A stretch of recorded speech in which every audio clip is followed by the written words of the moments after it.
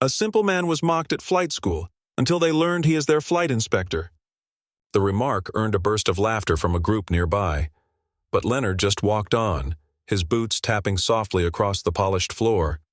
Inside the hangar, rows of Cessna 172s gleamed under the overhead lights. Instructors barked at students preparing for solo runs. Leonard stood back, watching with sharp, calculating eyes.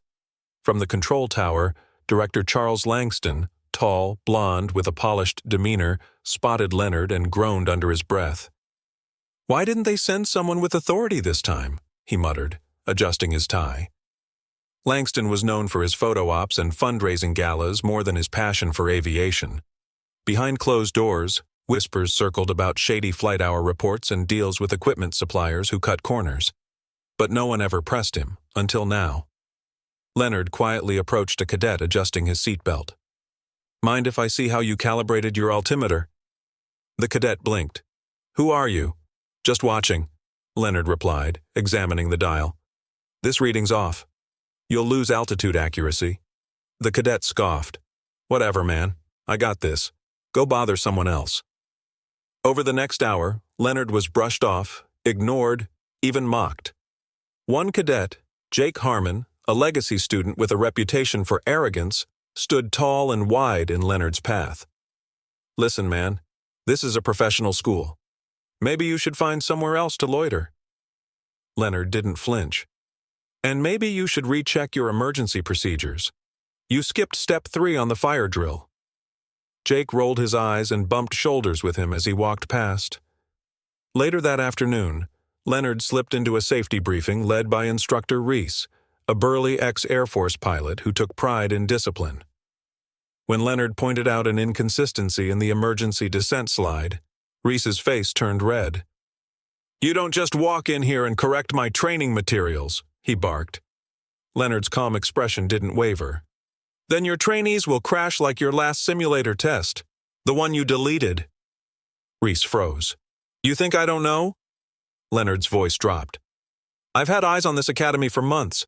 Every falsified record, every faulty altimeter passed as good enough, every time a non-white cadet was accidentally skipped for flight hours." Whispers erupted in the room. Cadets turned to look at Leonard. Reese stepped back. "Who the hell are you?" Leonard slowly reached into his jacket and pulled out a leather case. He opened it with deliberate calm. "Federal Aviation Oversight Bureau, Lead Inspector, Leonard Grant." The room went silent. Langston burst in moments later out of breath. "Mr. Grant," he stammered, "we didn't expect you to arrive. Early." Leonard's gaze cut through him like a blade. "Didn't expect me to blend in either, did you? You've been padding certifications, Langston. Instructors passing pilots who can't handle a crosswind. You think a shiny campus can cover rot? Not anymore." He turned to the cadets, his voice steady but cold. "This school has failed you. Some of you worked twice as hard for half the hours. Others coasted through on their last names. But the system ends today." Suddenly, sirens blared outside. 2 unmarked government vehicles pulled up. 3 agents in black suits entered, flashing credentials. One of them handed Leonard a thick folder. "We confirmed your intel, sir.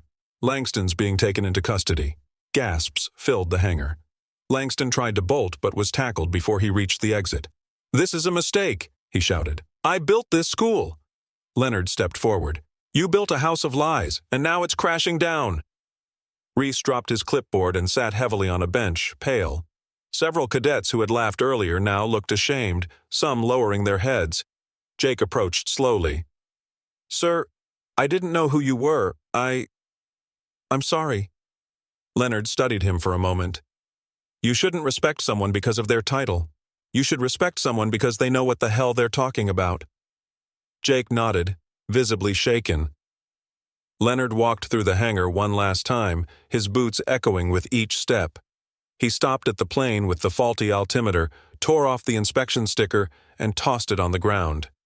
"Reset every plane, recheck every logbook, and tell every cadet this is their second chance. Don't waste it." He turned and walked toward the exit.